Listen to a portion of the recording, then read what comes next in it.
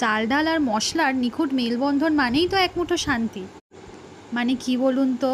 হ্যাঁ, ঠিকই ধরেছেন। এক প্লেট খিচুড়ি। এক প্লেট খিচুড়ি শুধু একটা খাবার নয়, বাঙালির কাছে এটা একটা অনুভূতি। দুনিয়ায় শত শত রেসিপি আসতে পারে যেতে পারে, কিন্তু আমাদের এই এক প্লেট খিচুড়ির জায়গা কে নেবে বলুন তো? তো আজকে 1 কাপ চাল আর 1 কাপ ডালের মেলবন্ধনে বানিয়ে ফেলেছিলাম খিচুড়ি। আর তার সাথে তো পার্টনার হিসাবে আছে অনেক কিছুই, যেমন আপনারা দেখে নিন, আলু ভাজা, ডিম ভাজা, বেগুন ভাজা। আচ্ছা, খিচুড়ির সাথে পার্টনার হিসাবে আপনাদের কি পছন্দ?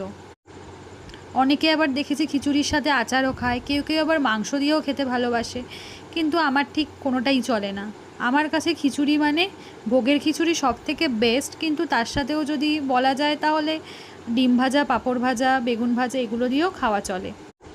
আসলে বাঙালির খিচুড়ি হলেই চলে।